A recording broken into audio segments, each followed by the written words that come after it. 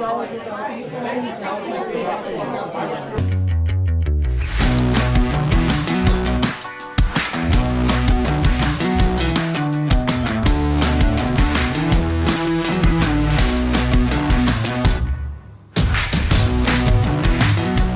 five of the distinctive things about the brass plates point us toward Joseph of Egypt. You know, why not think that these plates go all the way back to him?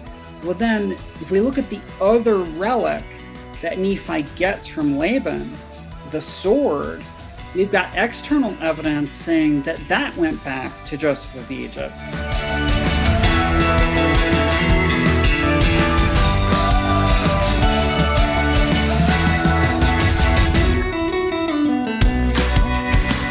So, Don Bradley, very excited to have you on here. I think I've told you this before, but over the last 10 or 15 years, there's really been a couple of books on the Book of Mormon that have been really, for me, going beyond looking at a doctrine or something anecdotal or commentary, that have really made me look at the Book of Mormon in a different light. And your book, The Lost 116 Pages, is one of those books. And there's just, I felt like as I went through it, you know, it was just, you know, it was like I had a carb rush. I was just, I just wanted to keep consuming, you know, what was in there. There was so much I was learning. And since I've read that book earlier this year, I just see it differently, right? I see the book differently. Both in terms of what was lost and kind of the trails, the breadcrumbs, if you will, of what we see in the book that we have now, but also in terms of the identity, the unbelievable tribal identity of the Lehites. Yeah. And really, I mean, you can look at it as the Mulekites as well, but and so that's been a lot of fun with me. So, or for me. But before we go into some of these topics I really want to go into, I wanted to ask you a little bit about kind of your process, right? Of how, because obviously we don't know what we don't know that's lost, but you've pulled in all these references from interviews and eyewitnesses and secondhand accounts and then kind of tied those in with, I think, really going through the Book of Mormon, and seeing, hey, this looks like it's got to be a trace of something that should have been in here before. Right. So I like the word trace there that you used, because actually there's a great philosopher of history that I would recommend for anyone who is really interested in digging into history, or especially like doing history. His name was Robin Collingwood, and he wrote this wonderful book called The Idea of History. And most of it is like a history of history, right? The history of the doing of history. Mm-hmm. But the final chapters, the epilogues to the book, they talk about really like how good history is done. What is history and how is it done? And he brings out the point that what we have in historical sources are not so much things that are about the past as they are traces of the past. They're actually remnants of the past, right? So you've got like leftovers of the past. So let's take an example. So section 132 of the Doctrine and Covenants, right, addresses a certain situation that was going on between Joseph Smith and Emma Smith over polygamy, right? Mm-hmm. And it has a number of cryptic things that it says. Like it says to Emma, well, it says to Joseph, it's talking to both of them, it switches back and forth, but it says that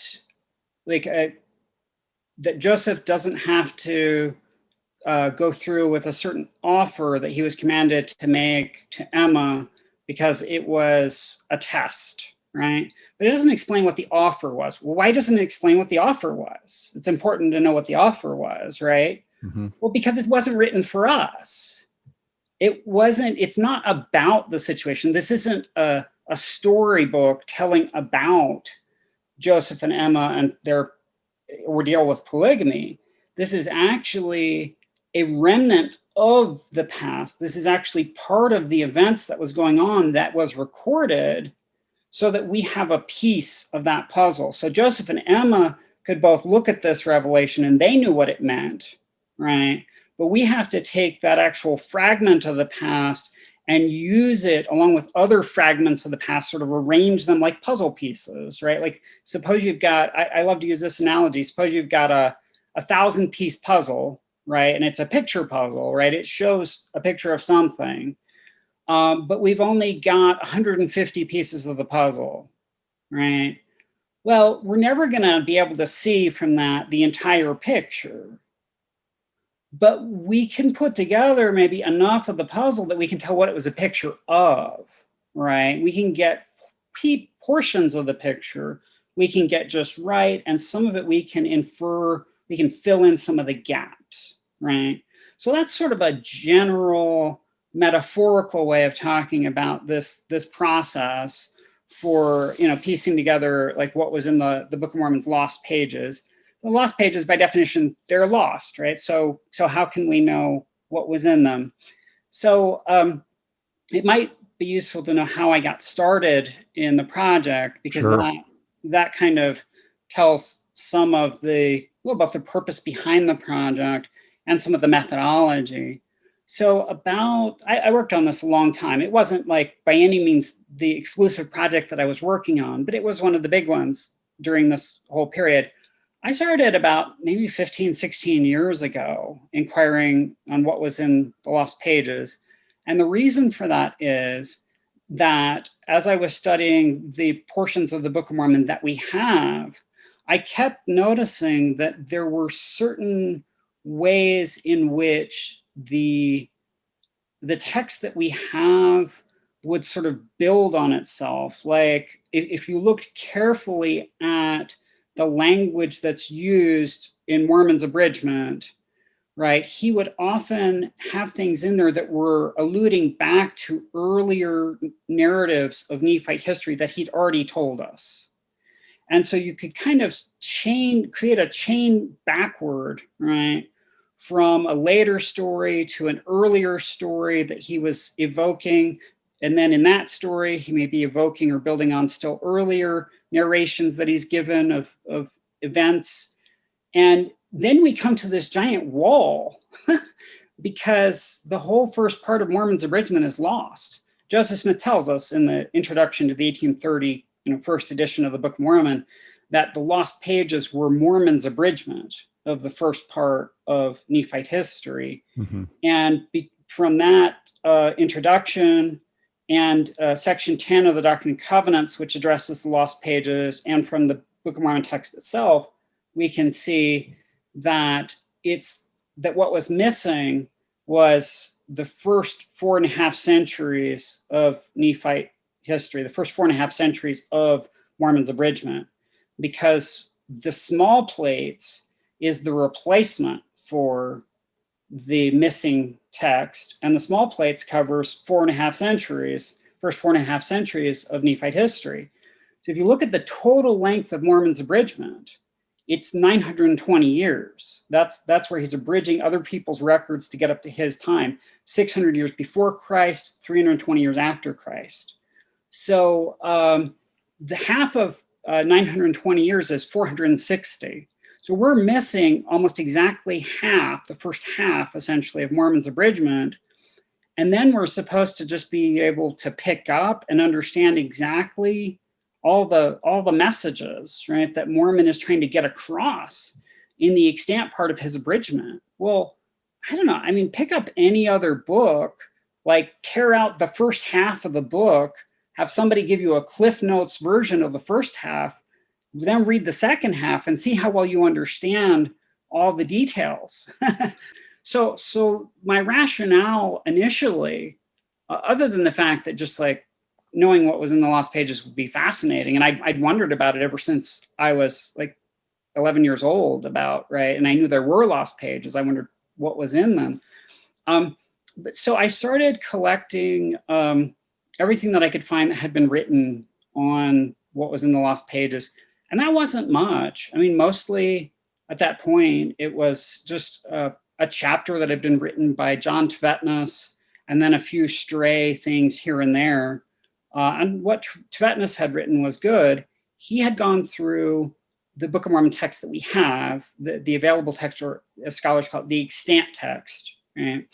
And he had identified clues of the kind that I'm talking about, where, for instance, in Mosiah chapter 11, 10 or 11, it says that they were, it talks about a group traveling, and they were traveling near the hill that was north of the land Shiloh.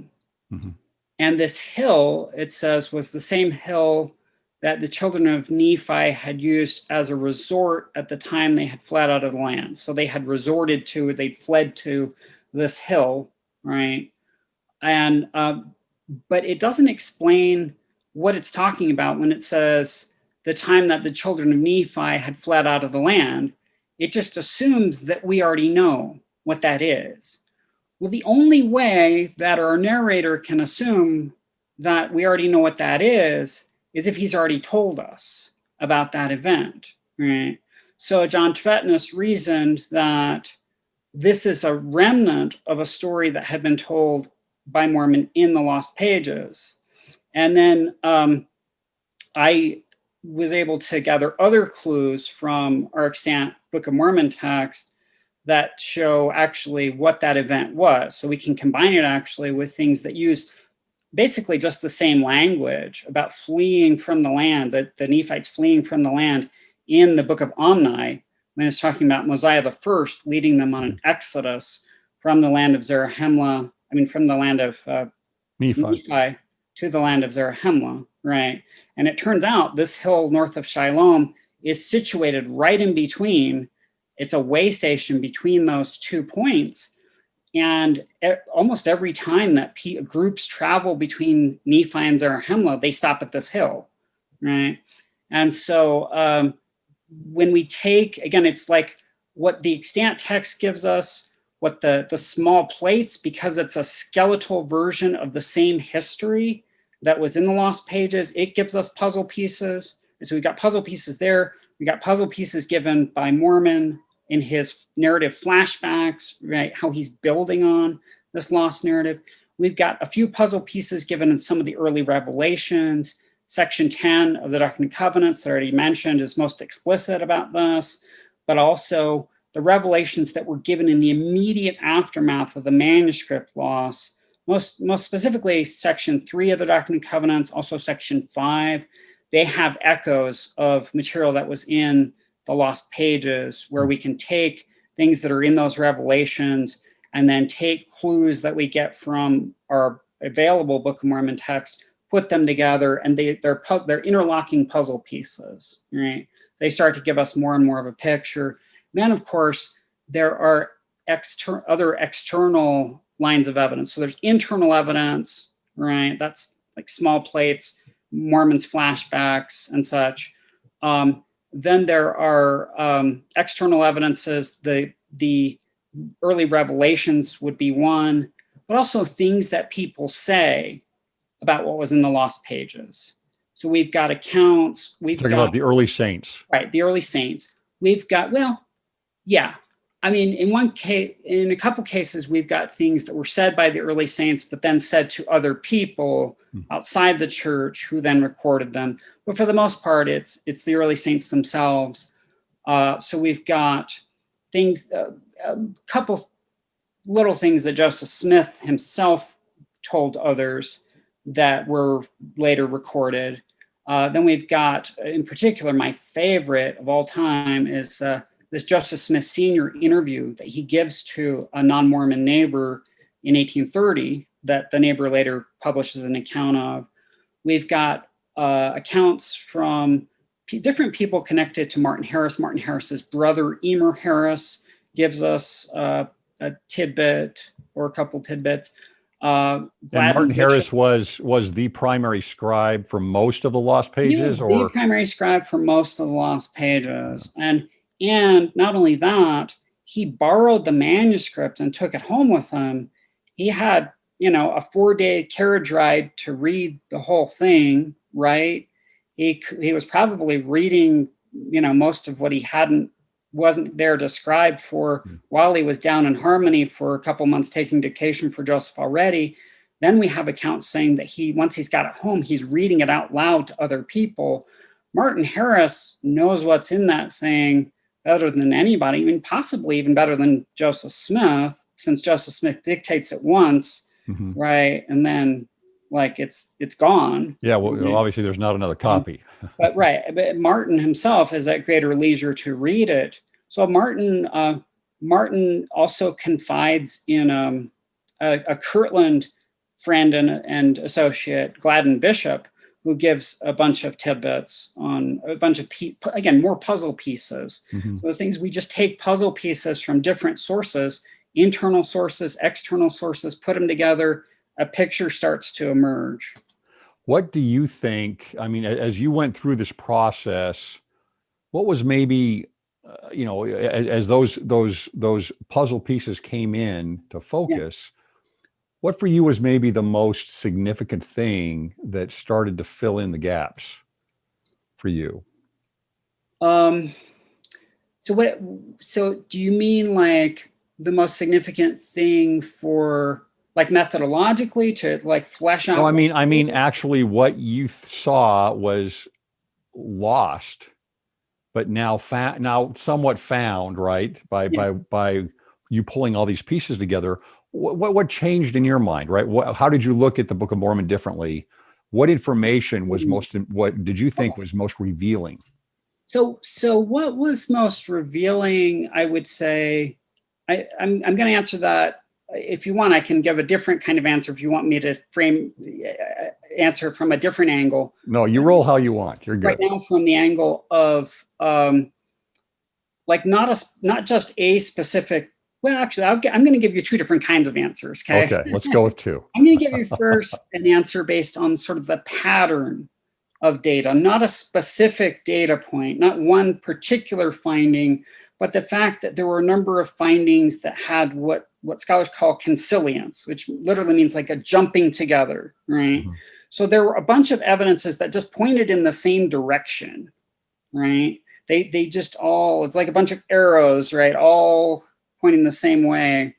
And that was that they all pointed to the Book of Mormon, that the Nephite history being a kind of replication of the story of biblical Israel. So I started finding different things. I would look at evidence for what was in the lost pages, and I would notice that there were heavy Exodus themes in what I was finding, right? So it was like the biblical Exodus, right? Then you had things where, strangely, surprisingly, it pointed to a sort of conquest theme even. So when the biblical Israelites arrive in their promised land, they do what's known as the conquest, right? And those, even though it doesn't play out in the same way, the Book of Mormon narrative actually evokes similar themes to that. You've got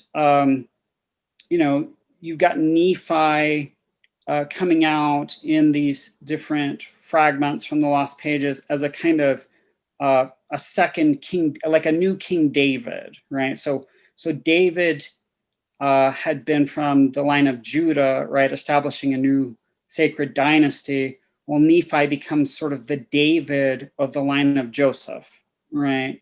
And just over and over, there were these themes. Well, another big one that I think we're going to talk more about later is that, of course, in biblical Israel, you have Jacob's sons coming out to found 12 tribes, the 12 tribes of Israel.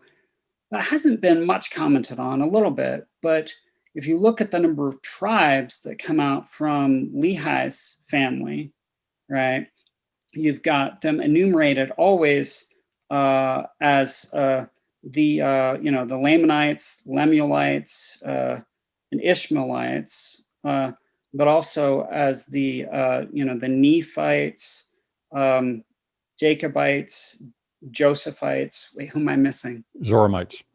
Zoramites, yes. So you've got 3 on one hand and 4 on the other, right? So you've got 7 tribes, 7. So just like you have 12 tribes of Israel, you have 7 tribes of Lehi, right? Which is 12 being one sacred number that's composed of like 3 and 4, their product from multiplying them, and 7 being this other sacred number that's composed of 3 and 4, their sum by adding them. And it's like Lehi is founding a new Israel, or like a sub-Israel, right under the umbrella of the original Israel of 12 tribes. Well, and what follows on that, I think, is so fascinating with the Book of Mormon is you have the fall of Judah with Babylon, right? And the king, Zedekiah, right? You have the fall of the dynasty, the Judaic dynasty. Right. And then as Lehi leaves, along with these artifacts and these other things, you have the rise of a Josephite dynasty. Right. And of course, those are the 2 kingdoms, right? You've got Judah in the south, you've got Ephraim, or the northern kingdom of Israel, in the north, that is ruled by Ephraimite kings. Right. And then they come back to the Americas, and who do the Josephites meet up with? The Judaic Mulekites, who are subordinate now to the Josephites. It is pretty interesting. Yeah, it really is wild, and I, as you know, like in the book, I flesh out some of these themes in depth, and just there's an incredible complexity, right, to what's going on with the biblical narratives, the narratives of biblical Israel, when those narratives get extended into Book of Mormon Israel. It's like it really is like the Book of Mormon is continuing the story of the Bible, right? The Book of Mormon is continuing the story of biblical Israel in a new land, and certain things in that story get flipped, right? They get inverted, like you're talking about. But very much, there's this Commonwealth of Judah in the old world, prior to up to Lehi's time, right, where you've got a Davidic, a sacred monarchy, right, the dynasty of David. You've got the temple, Solomon's temple, in the sacred city, right, Jerusalem, in their sacred promised land, right, the land of Judea. In their temple, you have a set of sacred artifacts associated with the Ark of the Covenant. You go and these, you've got the high priestly, the priesthood of Aaron with the high priest. When you go to the New World with this group, just all these things collapse, right, at the same time with the Babylonian invasion. You've got, the Ark of the Covenant goes missing, right, with its sacred relics that are the center of the temple, representing the divine presence. Solomon's temple gets destroyed. The Davidic dynasty gets ended with the death of Zedekiah's sons, right? The Jews are kicked out of their promised land. Their sacred city is destroyed. But you go to the New World, and now you've got a new, not Judahite promised land, but a new Josephite promised land, in which there's a new sacred temple city, right, where you've got a new temple that's modeled on Solomon's temple. And then, in that temple, you've got sacred relics that actually, as I show in the book, line up with the sacred relics of the biblical high priest and the Ark of the Covenant, and systematically replace those. And so you've got the end of one Commonwealth of Israel, but then the beginning of another one that just takes over afterward. This Commonwealth of Judah is done, but this Commonwealth of Joseph starts up. And yeah, there are these deep riches in the Book of Mormon, these complexities that I think the more we dig, right, the more we find is there. Yeah, it's like a passing of the torch in a sense, and Yeah. that happens there.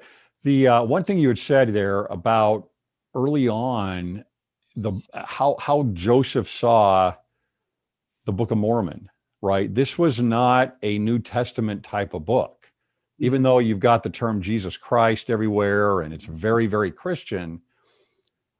He saw this, you point out, as very much an Old Testament Israelite tool and record. Yeah. He wasn't like adding this as a new religion. The Book of Mormon was not to create a new religion, but he was the prophet to bring about the restoration of Israel through the book. Right.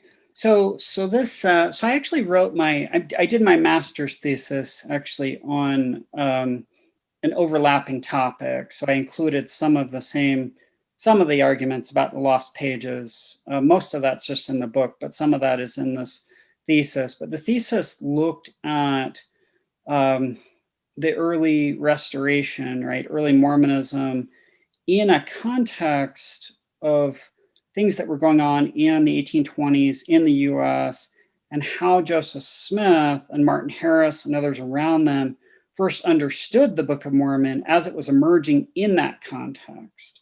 And so this is another thing that gives us some clues to what was in the lost pages, is actually to look at what were Martin Harris and Joseph Smith, right, the people who are most familiar with the contents of these pages, what were they saying to other people at that time about what was in the book, what the book was about? Joseph, during that time, is telling people down in Harmony, Pennsylvania, that he was a prophet sent by God to gather the Jews, right? And so he appears to have seen the Book of Mormon at the time as primarily, as you said, involved in the restoration of Israel, right? Which again suggests that its themes really are these heavy Israelite themes that I'm seeing in the different clues, these different puzzle pieces to the missing stories of the Book of Mormon. Martin Harris, during the same time period, tells John H. Gilbert, who later goes on to become the printer, or the typesetter rather, for the first edition of the Book of Mormon.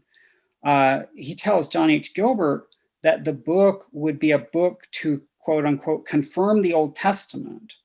And Gilbert, who had a fantastic memory, by the way, decades later, he could remember all kinds of details about the Book of Mormon's original manuscript that we can now confirm by looking at the Book of Mormon's original manuscript, right?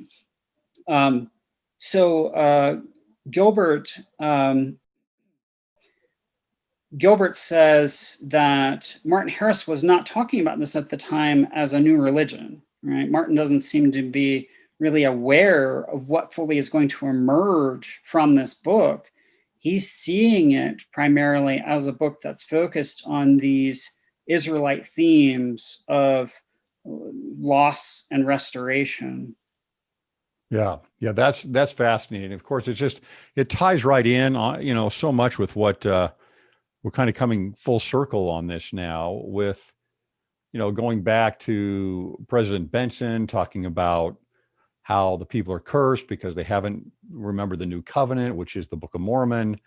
And now President Nelson talking so much about the gathering of Israel. And I mean, that's the Book of Mormon is that tool. That's what it always was, is for that gathering. I wanted to go over this a little bit more on one of the things that fascinated me from your book was the really almost extreme identity of the Lehites as a Josephite tribe.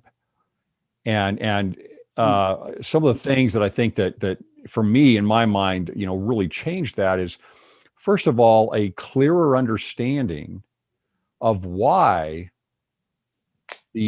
perhaps the brass plates are written in Egyptian. And then, of course, the Book of Mormon is written in Egyptian. Yeah. And I think for most people, we see that and we say, well, okay, well, maybe, we know that was done in a lot of different languages. People would have different scribes. A king would have 3 or 4 or 5 different scribes that would translate into different languages some of their documents, especially religious documents. And then we think about also the fact that it looks like they could fit a lot more, right, with the Egyptian hieroglyphics. A lot more of their Hebrew thought going into these Egyptian hieroglyphics. But as you say in the book, if we look at this as Josephite records, mm-hmm. and in fact, I think you say in here somewhere, I don't know if you're quoting someone, but that those brass plates very well may have been originated. The original author was Joseph. Yeah. And then that bringing that all the way down to an Ephraimite, it looks like Laban. Yeah. So and this kind of stuff I find just really fascinating. So this is a case where we've got internal evidence within the Book of Mormon text that then aligns with external evidence that we're getting from other 19th century sources that are talking about the Book of Mormon, talking about specifically referring to the lost pages. So first, okay. So Nephi gets multiple relics, of course, from Laban. He gets the brass plates. He also gets the sword, right, that we call the Sword of Laban.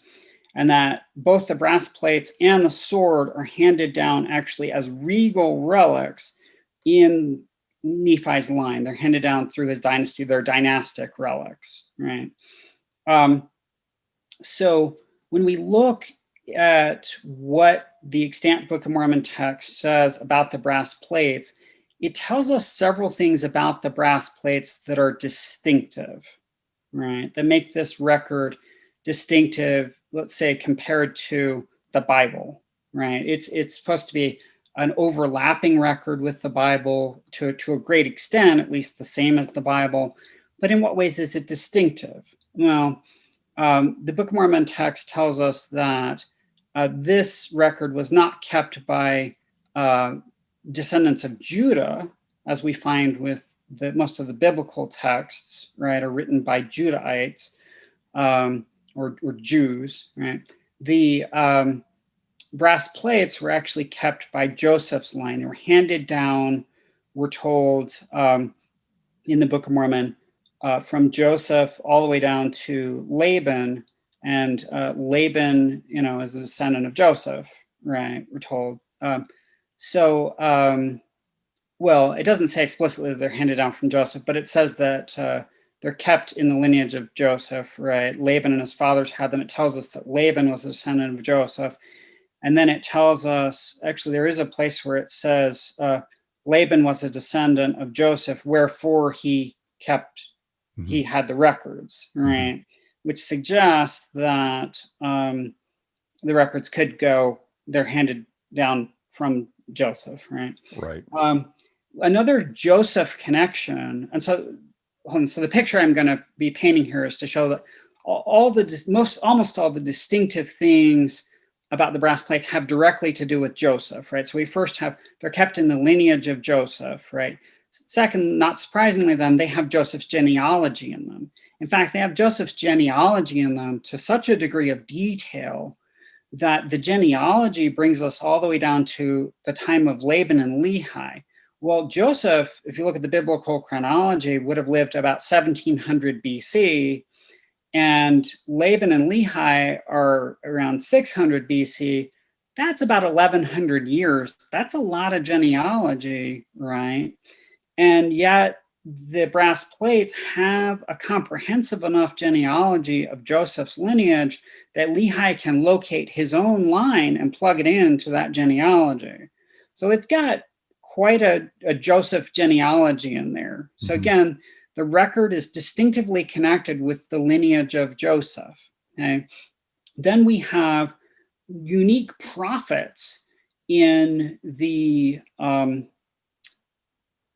in the brass plates who are not talked about in the Bible.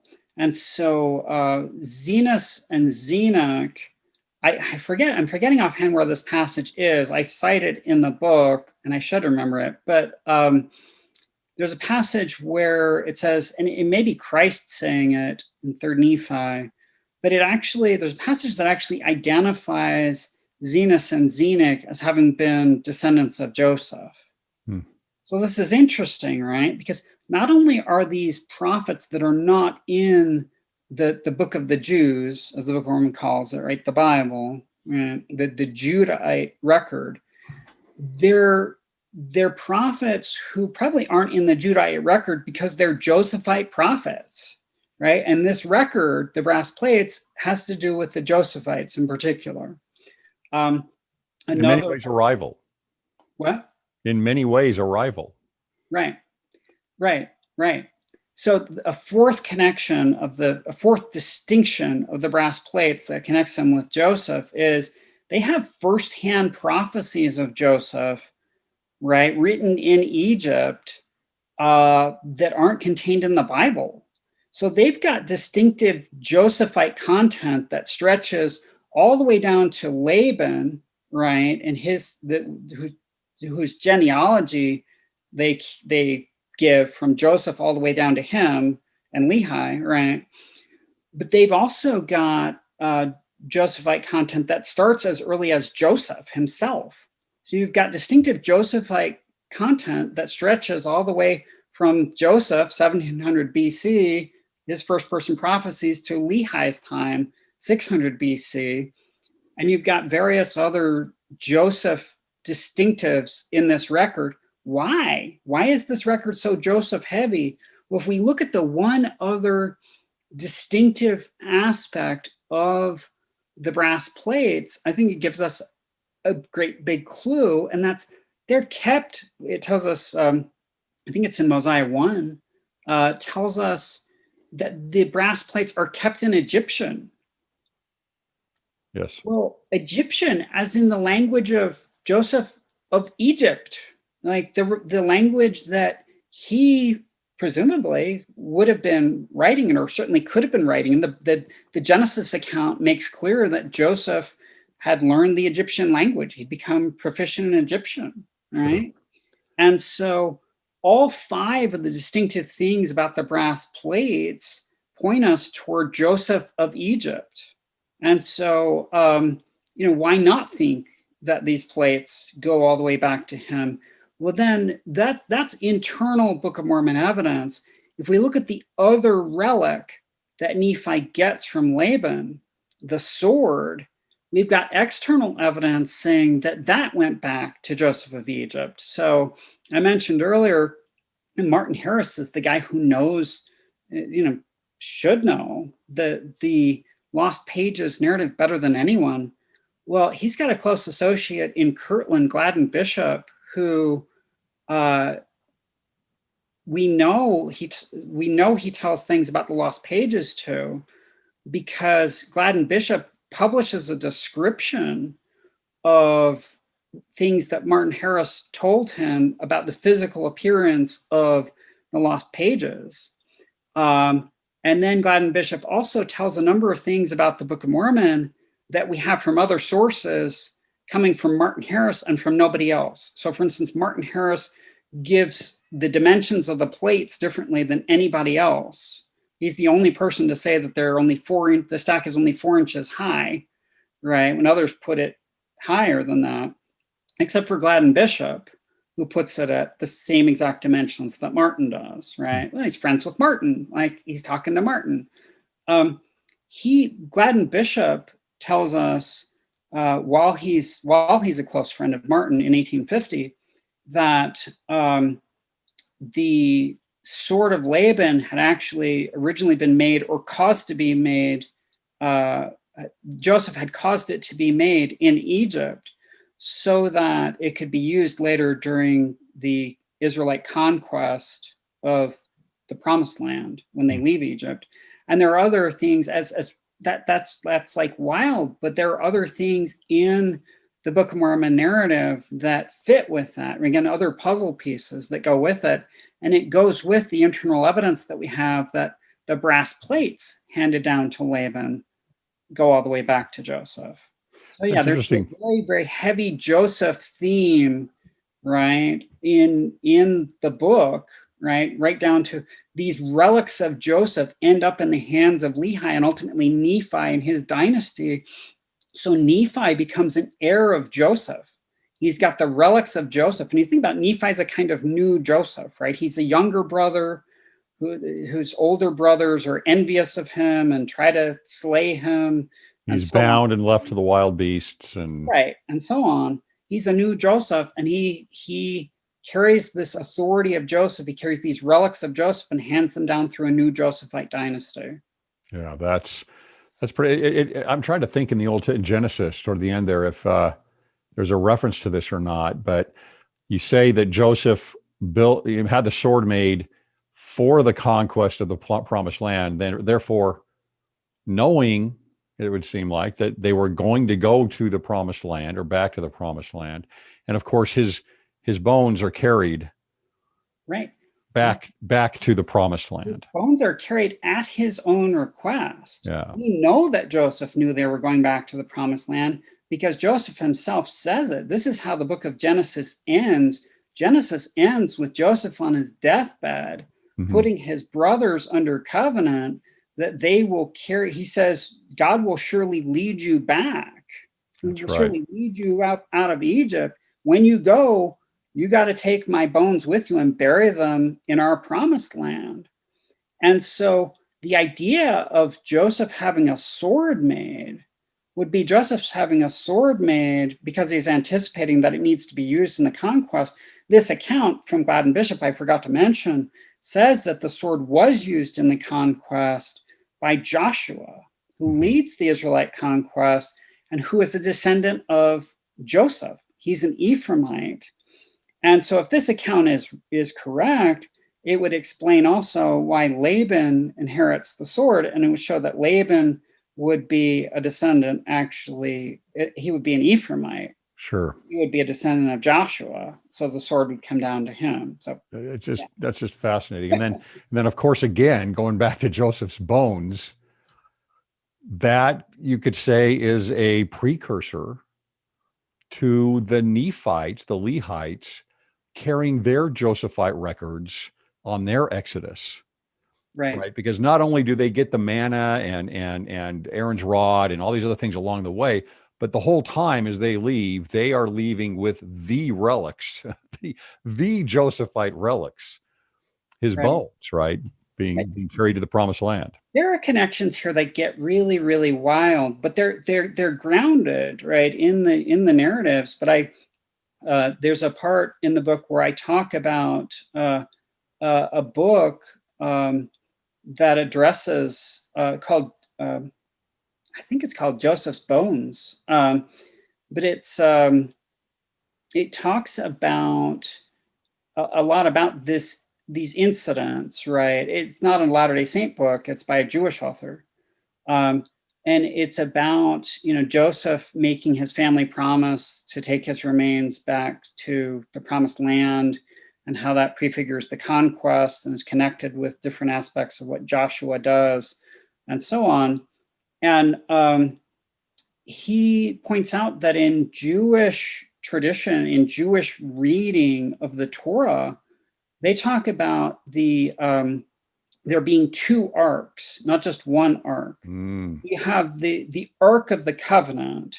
If you look at the term that's used there for ark, the Hebrew term, it's not the same as like the Ark of Noah. It's a different word altogether, right?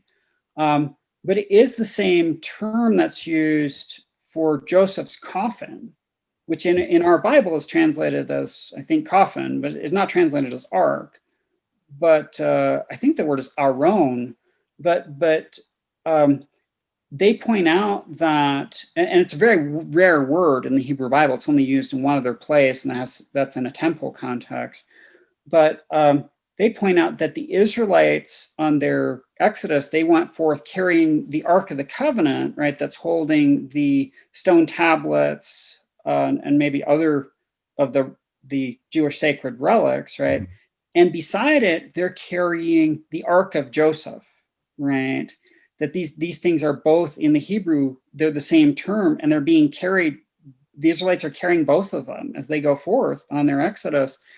And something that I was interested in exploring, but ended up not going into the book is, I mean, I actually draw some connections between this did go into the book, between the Jewish sacred relics in their very specifics, and the Ark of the Covenant relics, right, in their specifics, and the Nephite sacred relics, including the brass plates, right, and the Sword of Laban. So, for instance, I talk about how in the case of the biblical Ark of the Covenant, you have stone tablets in an ark of gold, right? And the stone box that Joseph Smith finds the gold plates in, Martin Harris refers to it as an ark, right? And it has tablets in it also, right? We don't call them tablets, we call them plates. But so in the biblical Ark of the Covenant, you have stone tablets and an ark of gold. In the Book of Mormon ark here, you have golden tablets in an ark of stone, right? So you have an inversion there, beautiful inversion. Sure. And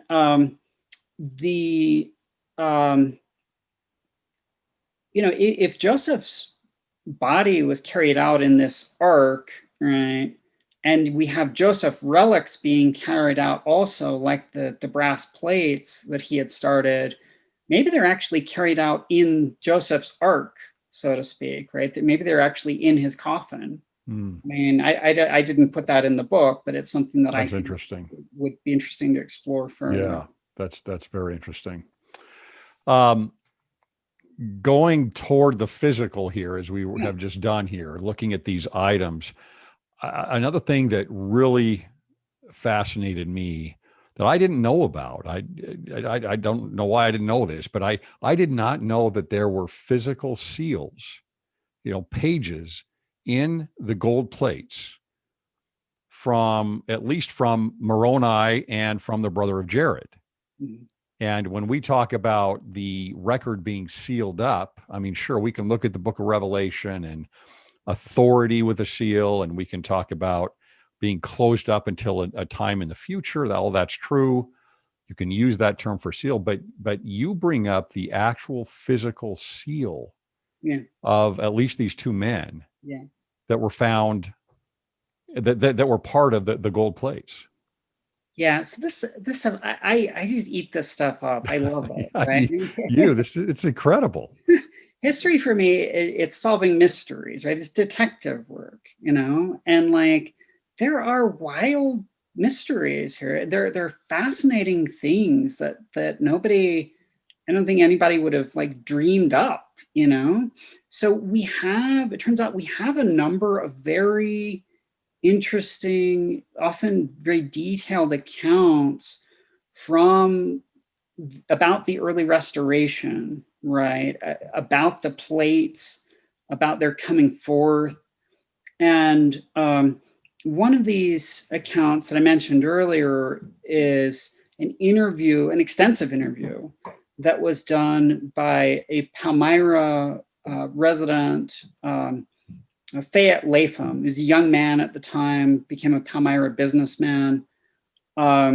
He's actually a distant cousin of Martin Harris's mother, Rhoda Latham.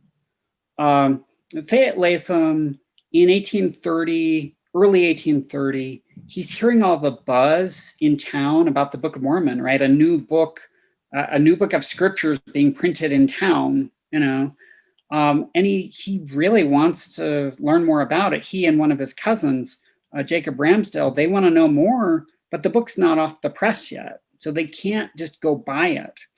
So they show up at the Joseph Smith Sr. home, and they ask about it. Well, Joseph Jr. now is down in Harmony, Pennsylvania again, so he can tend to his farm, right?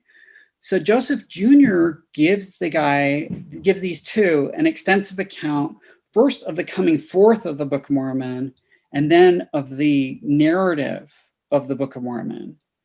And the narrative that he gives can be checked. It has plainly some places where it's garbled, right? Where we can see what he was probably told and then how he misheard it or misunderstood it. But there are also places where he just nails details that he couldn't have known in any other possible way than by talking with an insider, right? So he doesn't publish his account until a good while afterward. He publishes it later in the newspaper. But at the time that his account is published, even though it's a good while later, it's well before any of the other accounts are published that confirm many of the details in his account, right? Mm-hmm. So for instance, Royal Skousen, the director of the Book of Mormon Critical Text Project, mm-hmm. he's done extensive study of the original manuscript of the Book of Mormon. And he has been able to answer a sort of old question that Latter-day Saint scholars have had about the translation of the Book of Mormon. And that is, when Joseph Smith loses the initial Book of Mormon manuscript, where does he pick up the translation? Does he pick up where he left off? Or does he go back to the chronological beginning, do First Nephi, do the small plates, to plug in to replace the lost pages, and then go on from there to the end, right? And so Royal Skousen has shown that there's very good evidence from the manuscripts that actually Joseph picks up where he had left off, mm-hmm. goes through the end of Moroni, then does the replacement, right? Translates small plates, right? So there are two historical accounts that tell us this. One is from Joseph Smith's sister in 1893, his sister Catherine, where she's interviewed, and she says that the angel instructed Joseph to pick up where he left off in the translation. About a quarter of a century before that, Fayette Latham reports what he had heard from Joseph's father, another family member, and says that Joseph had been told to pick up the translation where he'd left off, right? So, long before any other confirmatory information was around, Fayette Latham was telling us what we can confirm later from another family member's account and from the manuscript itself. There are a bunch of things like this where Fayette Latham nails it, right? So I'm just laying out why to think this account is credible, right? So the Joseph Smith Sr. gives Fayette Latham a description of the relics themselves that Joseph gets from the stone box. And this includes the plates, right? And he says that on the top plate, there were engravings that Latham remembers him saying he calls them the emblems of Masonry, right? Now, Freemasonry has various emblems or symbols, right? There are two most prominent symbols of Freemasonry by which it's known, and that are used, actually placed on the altar of every Masonic lodge on top of a sacred book, usually the Bible, right? And it's in their symbol. Right, and it's in their fundamental symbol. Yeah. It's the compass and the square, right? And so Fayette Latham, reporting from Joseph Smith Sr., is suggesting minimally that compass and square were on the top plate of the golden plates, right, which would have a significance for Latter-day Saints, right, that it wouldn't have for others. Sure. But there are also, without going into this in too much detail because it takes a lot of detail, as you know, to lay this one out. And it's in the book, even with diagrams of what this may have looked like.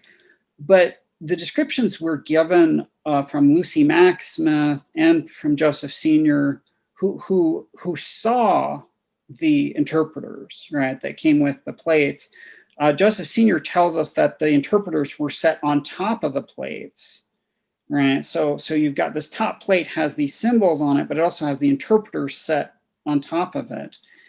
And based on the descriptions that were given from them of the interpreters themselves, they appear to have triangular shapes of an equilateral triangle and a right triangle that correspond to a compass, which is like a 60-degree angle. It's the same angle as an equilateral triangle, and a square, which is a 90-degree angle, right? Right triangle is the same, is a 90-degree angle, same as a square.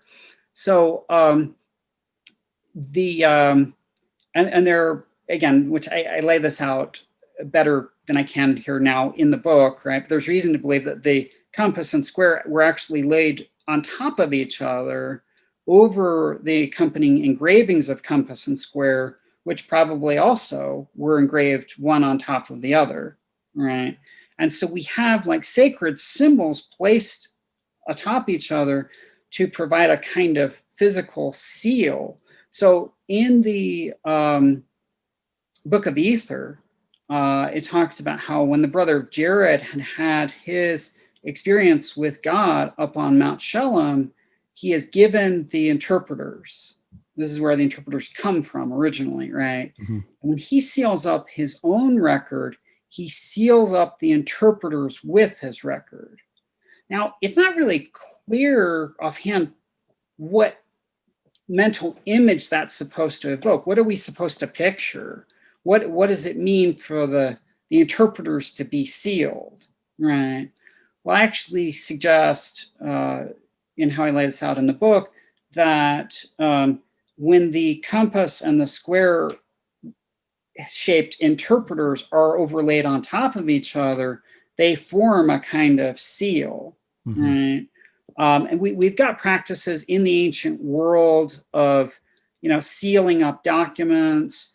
We've got like the frequent use in various cultures of circular symbolic seals, right? And I think that's what we're dealing with here, right? Is that there are actual physical inscriptions on the plates that constitute a seal, and then as a further seal, the interpreters are sealed up with the plates in that they're placed, in congruity with those symbols atop each other to form their own seal. So they're sealed up with the plates. And then there's the whole issue of there's a symbol that's apparently on the back of the plates. And we get descriptions of this from various figures. So we get Charles Anthon, most notably. So people are familiar with the story, of course, of Martin Harris taking Joseph copying engravings off of the plates, and then Martin taking them to Charles Anthon and other scholars.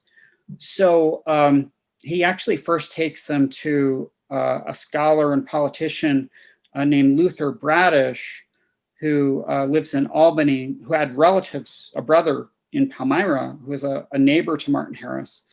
And then later he takes the symbols to Charles Anthon. And so we get descriptions from the neighbors who remembered seeing these symbols when Martin had this transcript. And then we get descriptions of what Luther Bradish said about this transcription, the symbol that was transcribed there. And then we get 3 letters written by Charles Anthon where he describes the symbol. So we've got a number of descriptions of this, and one of which actually comes from Joseph Smith Sr.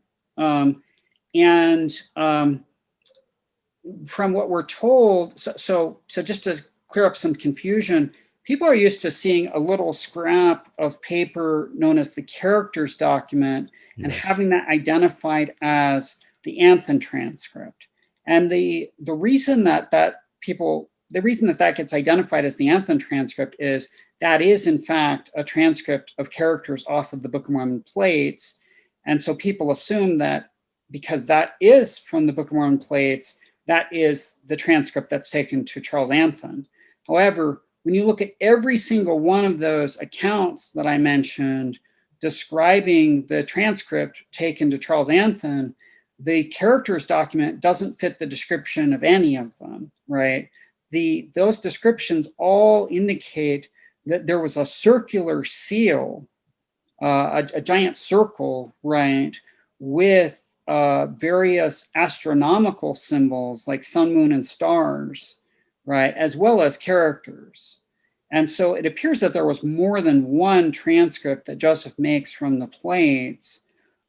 He apparently transcribes a couple different plates, right? But one of these, the one with the funky symbols, according to one or two of our accounts, is actually taken from the very back plate. So on the front plate, you recall, or we don't know which side would have been considered the front necessarily in these languages, but on the top plate, right, you've got compass and square and maybe other quote unquote Masonic symbols, right, and the interpreters placed over those. On the what is the bottom of the plates in the stack, the way that they're set in the stone box, right, you've got this funky circular symbol with all these astronomical designs and characters from various alphabets, as Anthon describes it, right? And based on the descriptions that were given there, it looks like this would be more likely to be not a seal created by one of the Nephite authors, but actually by a Jaredite. So again, we're told in the Book of Ether that the brother of Jared's record, he writes an account himself. This is not Ether's record of the Jaredites. This is the brother of Jared's record of his theophany that he writes at the time and seals up, right? That if he's sealing it up, then apparently, based on our precedent for what it means for the Moroni to seal the record at the front, right, which is at least partly involves putting engravings on it, symbols. You know, it appears that the brother of Jared puts a different sort of more elaborate seal on his own record, which various people tell us is the bottom part of the plates. I mean, this is David Whitmer says this, for instance. He says the top part was the part that you could just leaf through, but the bottom part is sealed. It's sealed, I think, in multiple senses. It has actually like a physical band wrapping it shut, which is the sense of sealing that we're more used to. Which would make sense with the brother of Jared, where a lot of those writings had to be held back. Yeah, right. Yeah. And so, you know, the Jaredite, so Charles Anthon was able to recognize Egyptian characters in part of the what had been transcribed that's brought to him. So I think this is, you know, there was part of the Egyptian record is brought to him, right? Part of the Nephite record is brought to him. But part of it, he says, is in not Egyptian, but he identifies several other ancient languages that it has characters from. Well, you know, the narrative given by the brother of Jared is that his people came out before the confounding of the languages at the Tower of Babel. So they would be, apparently, they'd be using like the Adamic language, right? So it might make sense from that perspective that it would have characters that appear to be from various scripts. In any case, what Anthon's describing, the characters associated with that circular symbol, that's not Egyptian, that's something else. Right. What would that something else be? It's not the Nephite record, it's a Jaredite record. Right. So it's possible then also that I think we talked about this before, but that perhaps, as you just said, there could be a facsimile of that brother of Jared seal that is brought, because there are several different descriptions of what was brought to Charles Anthon, right? And so, Yeah. and then maybe there was either something from Moroni's sealed plate, or that could have been characters on there, or maybe something from the Nephite, from Mormon's record, abridgment, or even the small plates. Who knows? That would have been along with that, perhaps. Yeah. This though, the idea of this, I want to just make a couple comments on this. First of all, going back to the one on top, the seal on top, just another idea on that, the Star of David. Yeah. I mean, that's two triangles. Right. Who knows? You can Right. get a lot of, like you said, you can go a lot of different ways with this, but and then that was identified. If I could just comment on that, sure. That the Star of David, especially the Star of David pictured inside a circle, was identified as a seal during, like, in medieval Judaism, and in the Kabbalistic tradition, which has deep roots, That's right, mystical tradition in Judaism. That it was a seal that was identified with David. It was also identified with Solomon. Mm-hmm. Yeah, that makes sense. Yeah, so the Davidic kings. Yeah. Yeah, and then the other one is the we'll call it the brother of Jared seal here. Just the way it was described, someone said it looked a lot like an Aztec calendar.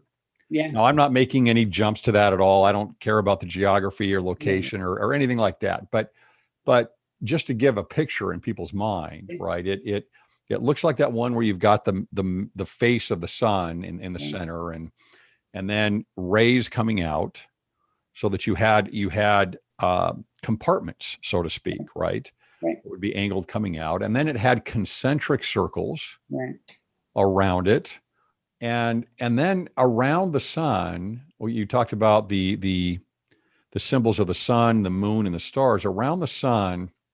Apparently, it had 24 circles right around the sun, with something to the effect of a half moon is one, and then a star, and then a half moon, and then a star, and then a half moon and the star, which would give you 12 and 12, which is a whole different discussion here. But that you've got 24 jaredite plates. Yeah, right. Right. You 24 is oftentimes used with the Jews as judgment or the word of God. The Torah could even be used, for 24 on that in terms of commandments. And then, of course, in the book of Revelation, I think you bring this up in the book, in the book of Revelation, you have the throne of God at the center.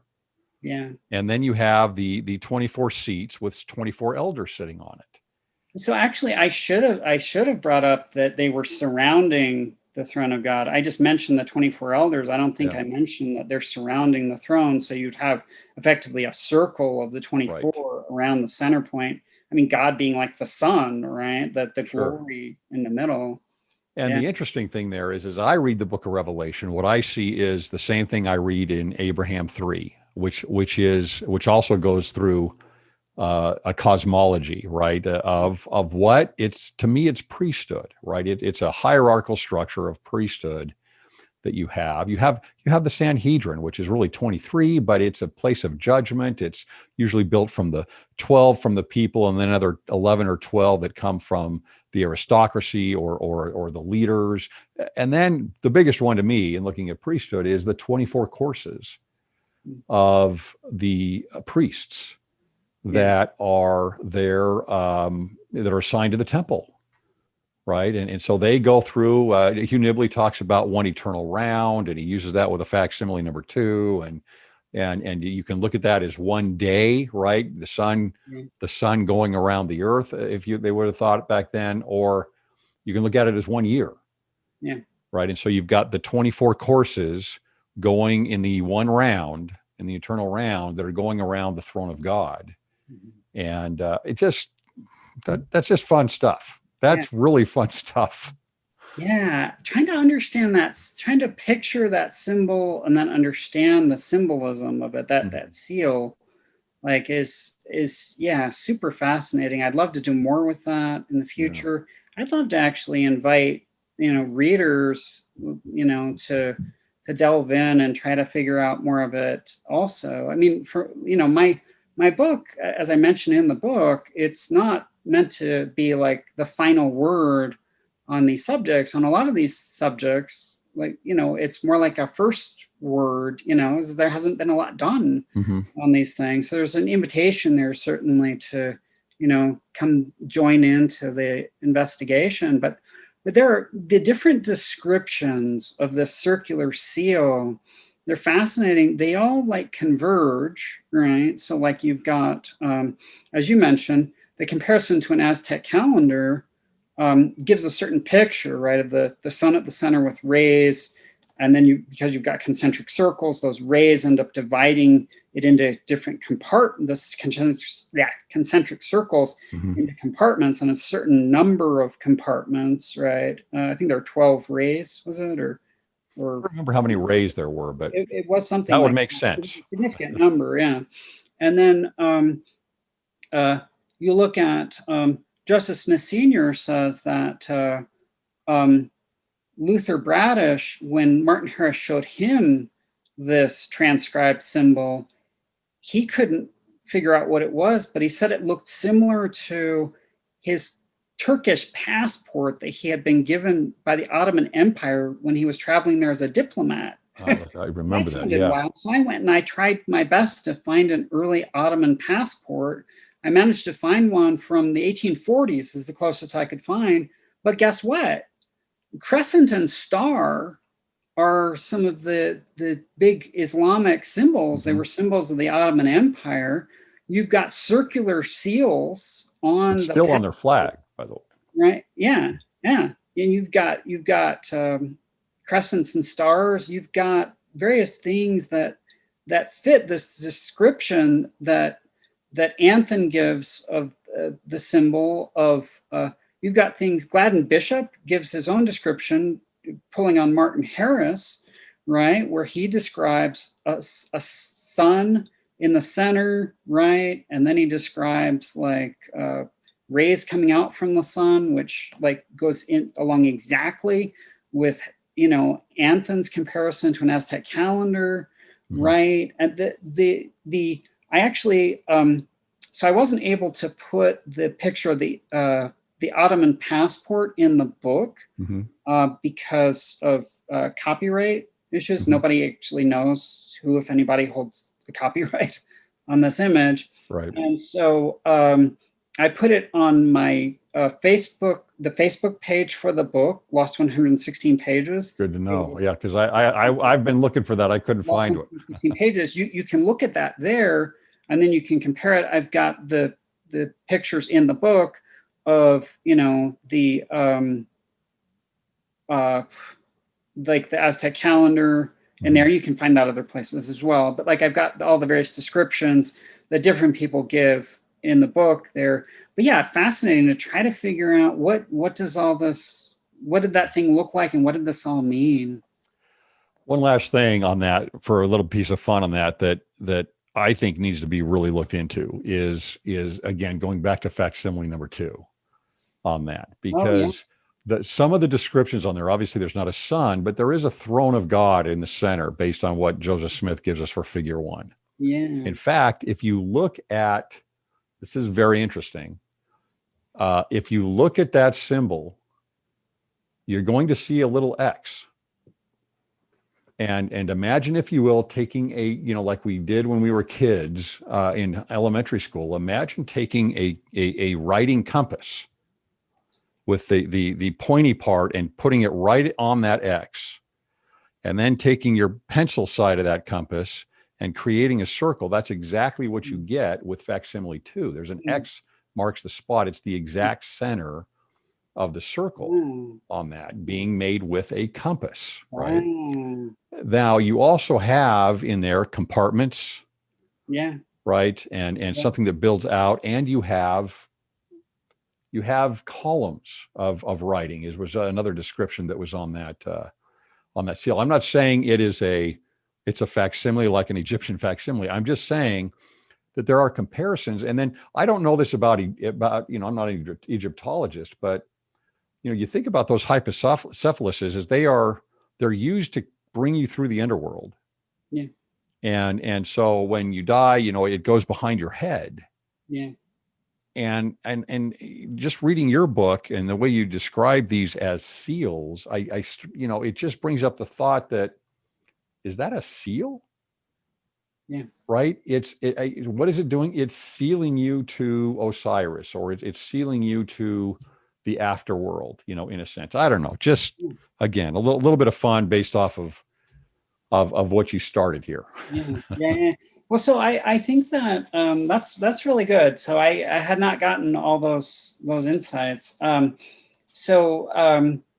have thought that, when Joseph Smith acquires the Egyptian papyri in Kirtland, he's got to be reminded by, that hypocephalus of this symbol from the plates, and that may be part of how he's recognizing like the significance of what he's got there. It's circular, it's divided into compartments.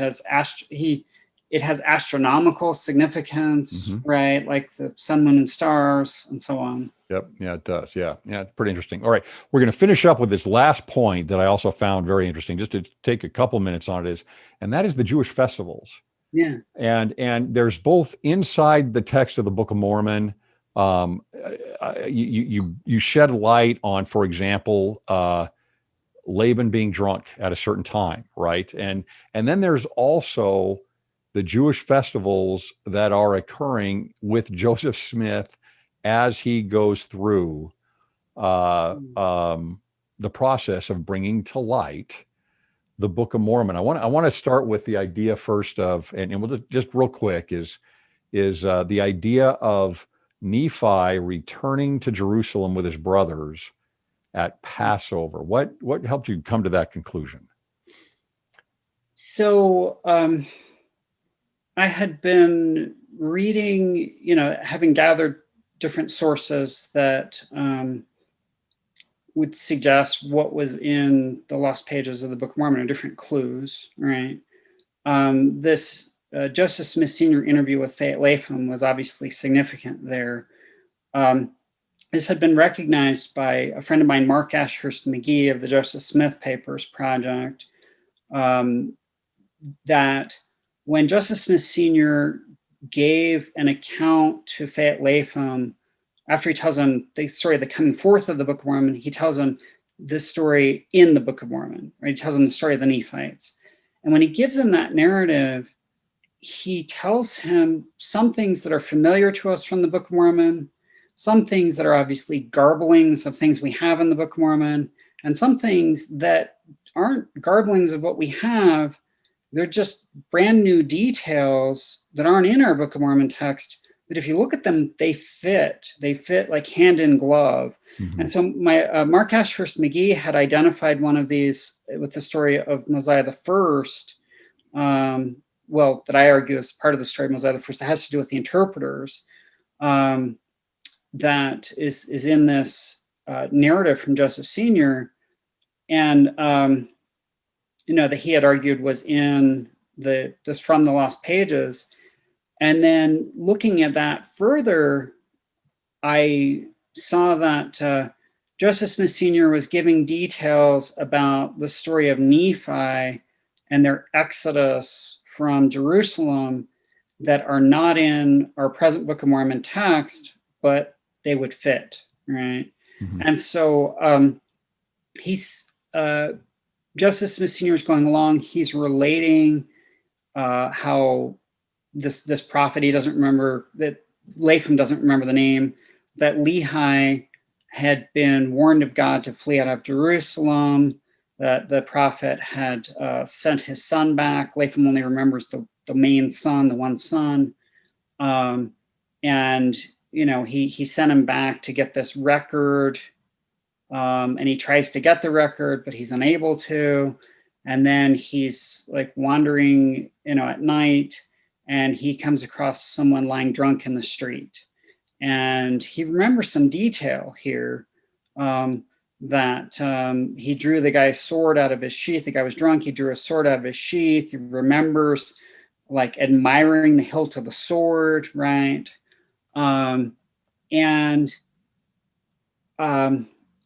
But Latham Latham's Joseph Smith Sr. report gives the detail that Laban was drunk because of a great feast going on in Jerusalem at the time. So he doesn't identify the feast, but it looks like we're talking about like a Jewish festival context here. So when we read in the Book of Mormon that Laban was drunk, we might just think, well, he's been out carousing, right?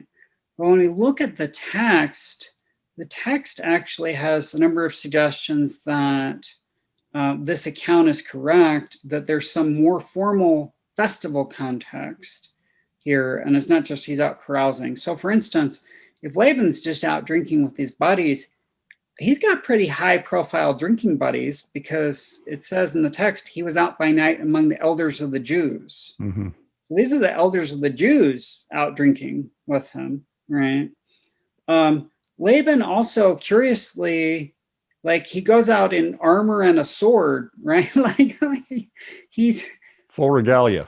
He's dressed rather formally, going out with a rather high profile religious group, right, to drink. And then when Nephi, acting as Laban, right, tells Laban's servant, that he wants to take the sacred record, out to the gates of the city, right? Zoram doesn't bat an eye at this, apparently,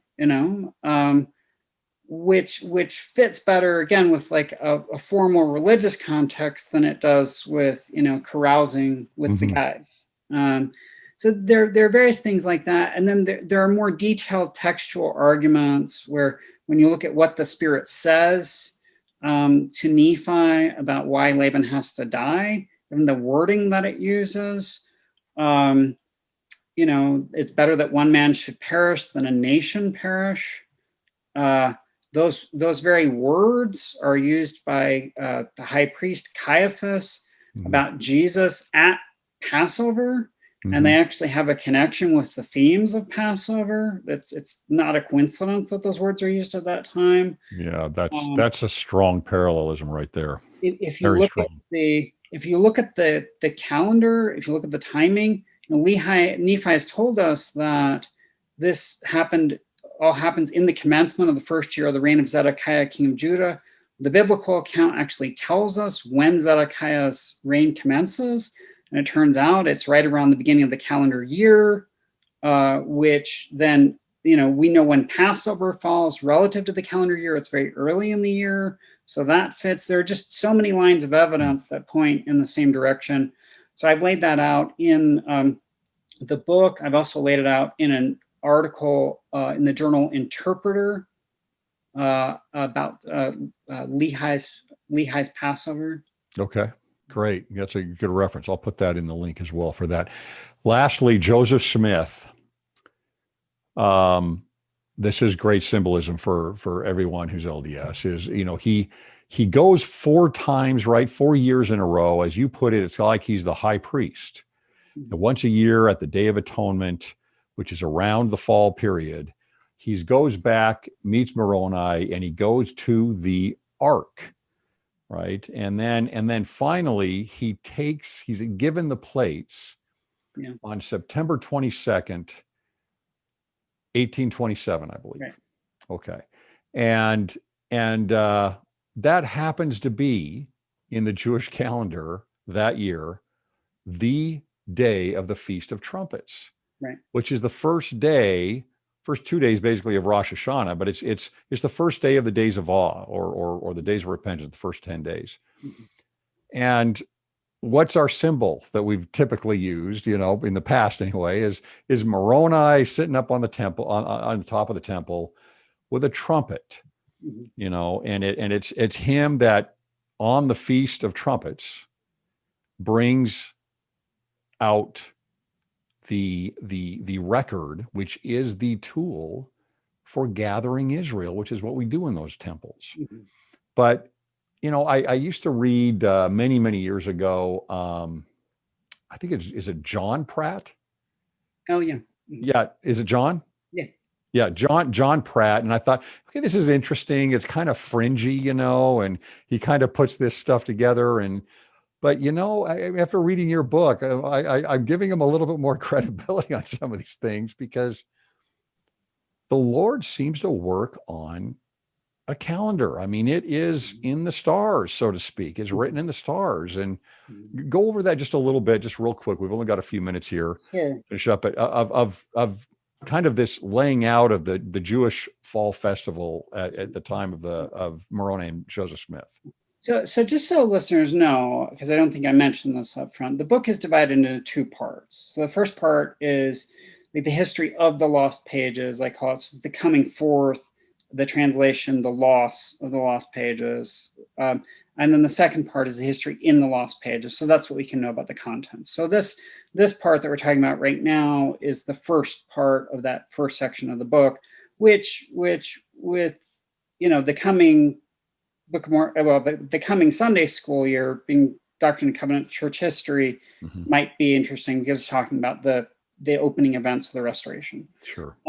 But some of these opening events really do happen on a very tight Jewish sacred calendar, which amazed me. These are things that I actually was finding just as I was finalizing my manuscript for publication. And I managed to work them in. But as you mentioned, September 22nd, Rosh Hashanah, Feast of Trumpets, is, you know, Joseph Smith happens to get the plates on that day, right? And what he does with the plates on that day is he doesn't bring them home yet. We're told by the Smith family and others, he takes them and he hides them in a hollowed out log in the woods up on Cumorah. And then we're told by one of the Smith's neighbors who heard from Joseph Smith Sr., one of their close neighbors, Willard Chase, that after about 10 days, Joseph goes and retrieves the plates from that hiding place and brings them home. So he had already brought home, by the way, the interpreters, which go with them as a sort of sacred relic, and even like a sort of high priestly relic. The Jewish high priest had the Urim and Thummim, right, parallel to the interpreters. He also had an engraved gold plate, the only one mentioned in the Bible, on the front of his crown. So Joseph sort of like reunites the interpreters now with these engraved gold plates, brings them home. And this is after about 10 days from, you know, getting the plates initially. Well, if you look in the Hebrew Bible, when the festivals are at the festival calendar that's set up there, the days of awe are the 10 days from Rosh Hashanah to Yom Kippur, or the Day of Atonement, right? So it appears that Joseph gets the plates on Rosh Hashanah and then hides them, brings the interpreters home that day, then goes and retrieves the plates from their hiding plates, brings them home, reunites them with the interpreters on Yom Kippur, the Day of Atonement, right? Fascinating. Yeah. Then we can tell from another, these tidbits about the chronology have been out there for years. We just never line them up to see what they mean. Okay. So then on the 4 days later, right, on the 15th day now of the Jewish month, right, you've, for 14 days from Rosh Hashanah, you've got another Jewish festival, and you've also got the next thing that happens in the coming forth of the Book of Mormon. So now Joseph actually, for the first time, uses the interpreters. He looks in them and he sees that Martin Harris is the person who is supposed to help him bring forth the record, and that specifically that Martin is supposed to take a transcript of the characters and take a journey with those to the east to take them to the learned to see if they can read them, right? So that happens on the first day of the Feast of Tabernacles, right? So far we've got 3 opening events for the coming forth of the Book of Mormon starting with Joseph getting the plates, and every single one of the three is on the first, is on the three Jewish festival dates, right? But by the way, I should have mentioned that the way that we know that it was exactly, 14 days from when he gets the plates, and therefore it was the beginning of the Feast of Tabernacles, is Lucy Mack Smith is addressing the church at General Conference 18 years later. And that's Wednesday, October 8th, 1845. Yeah. And she says, 18 years ago last Monday was the day that this event had happened. Well, we can identify exactly when that was. That's October 6th of 1827, 14 days from when Joseph got the plates, right? Yeah. So then what about the next big event in the coming forth of the plates, right? Well, there are no more Jewish festivals during the fall season, but if you look at the date that Martin Harris actually gives us the exact date that Joseph leaves Palmyra, leaves Manchester with the plates. Finally, when the Lord allows him, they have a period of testing basically with the plates, right? When people are trying to steal the plates from them, and then Joseph and Emma are eventually allowed by the Lord to leave and head south down to Pennsylvania, where they'll be safer with the plates. Well, Martin says that was November 1st. So I counted the number of days between September 22nd and November 1st, and it's exactly 40 days. Now, 40 days has a significance in the Bible, right? So for instance, Jesus goes through a period of testing of 40 days in the wilderness, the temptation, right? But more directly applicable here, when Moses, so Rosh Hashanah, the Feast of Trumpets, the day Joseph Smith went up on the hill, right, and got the golden tablets in a stone box, right, that feast celebrates when Moses went up on Sinai and got the stone tablets. How long was Moses up on Sinai, according to the biblical account, getting those tablets? 40 days. 40 days.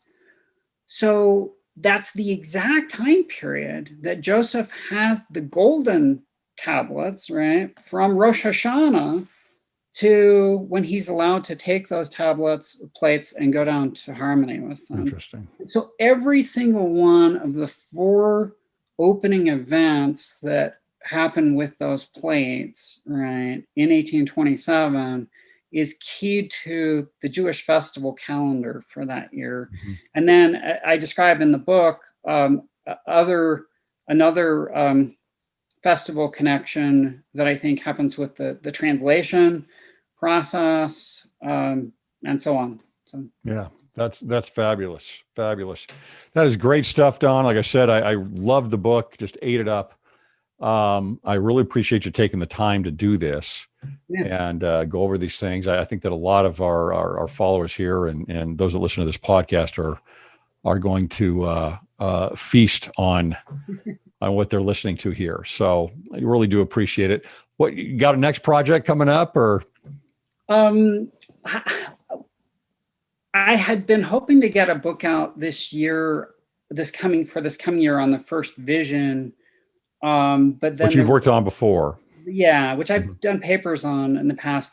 The life circumstances have interfered with that. I still will be trying to get something out on that, but I'm trying to figure out right now the best order of projects. But I've got, I started doing church history research when I was at the church archives when I was 17. Wow. I've got a lot of projects to get, written up and published. So yeah, you'll be hearing more from me. And there's a lot more in this book, right, that talks about both the coming forth of the Book of Mormon and then what was in those lost pages and how it can shed light on the Book of Mormon that we have.